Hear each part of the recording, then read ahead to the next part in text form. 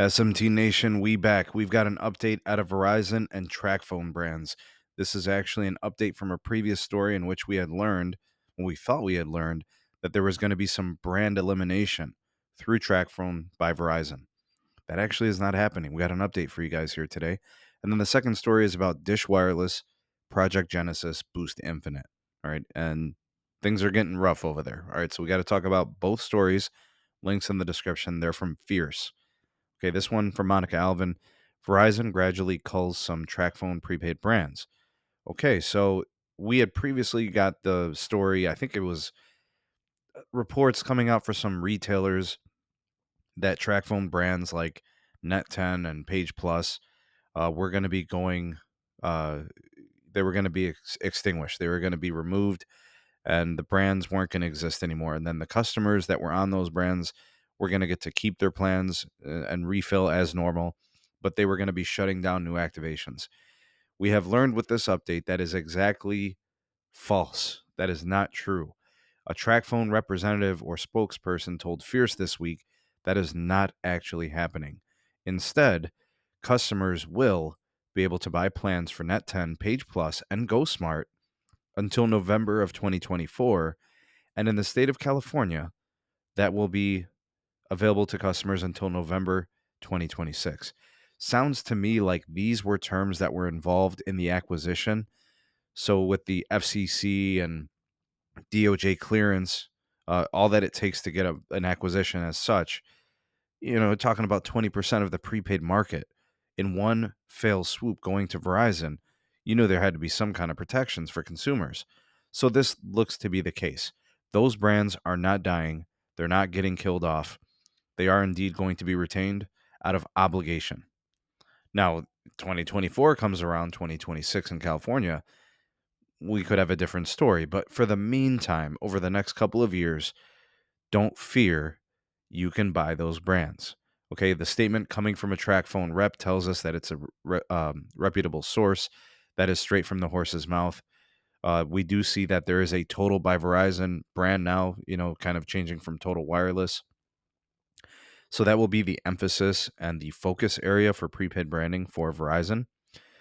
But it is kind of interesting to see that Verizon is kind of doing what we thought they would, and that's let TracFone be TracFone. Let the TracFone people, the retailers, the sellers, the branding, let it shake out as it may, and then just kind of let them operate things, and then Verizon just kind of be the owner. You know what I mean? So you're the owner, the overseer of the financials if there's any gains, but you're letting them do all the hard work, the heavy lifting, and the logistics of it. Okay, so is there going to be a simplification? Is there going to be some elimination of redundancies in prepaid through TracFone and Verizon? I think there will be. It doesn't make sense to have 19 brands of prepaid. They've got Visible Wireless that they operate. They've got Total by Verizon. Those are more like the traditional Verizon thing now. But they're still going to continue to operate TracFone brands as is. All right. And who knows? Maybe we do see some consolidation at some point, but for the time being, that's where we're at currently. So don't fret if you're one of those customers. You're good. Business as usual for you. And if you're in the market for those brands, you could still sign up for them. So the competition is still there in the marketplace. Next story. Dish to raise $2 billion to help pay for the 5G network build. My, oh my, Mr. Charlie Ergen, you look foolish now, don't you, sir? You said you were going to build a greenfield 5G network with $10 billion, right? You said you're going to do that in 7 years. Well, here we are. You need more money. In fact, you need plus 20% more money. All right. So if you said you were going to do it in $10 billion, well, now you're trying to get an additional $2 billion because it looks like they're spending all the money. It's an expensive endeavor, folks. Okay. So what they're going to be doing is they're going to issue some senior secured notes at the tune of $2 billion. After speaking today at their earnings report, Dish president Charlie Ergen spoke to, having to raise the capital, spend more money on the network. You got to compete with T-Mobile, Verizon, and AT&T who have national networks. Whether they're 5G or LTE makes no difference. They've got available service everywhere. All right, so it says here that they increased their net subscribers by 1,000 in the third quarter, compared to a decrease of 121,000 a year ago, same quarter. Okay, so they're in the positive. They're now gaining. That's good. I'm happy for them. They are down to, I think, 8 million subscribers now. When you're looking at Boost Mobile, they have lost quite a bit. I mean, I think there was at one point they were losing like 350,000 subs a quarter at Boost Mobile because they weren't very competitive compared to like Metro, for example, and Cricket. They, taking all the customers. So it looks like maybe some of that has finally stabilized a bit. I think there's still some elevated churn. It's over like 4.2%, so they still have work to do. But now with this intention to raise money, they're currently building at a pace of 1,000 sites per month, which all indications are that they are likely to hit the 70% of the U.S. POPs covered with the native 5G dish access. They're going to have to raise this $2 billion in capital to get there. Otherwise, they're in trouble. If they're not able to raise that capital and get that funding, they're probably going to want to pick up this pace, actually. And their pace has been good in my estimation. Like when I look at the Cleveland build, they've done a pretty nice job. I still find sites getting built all the time. I actually drove by 2 new builds on my way home from work today. So that's pretty cool. And the one was already in progress. It's been going on.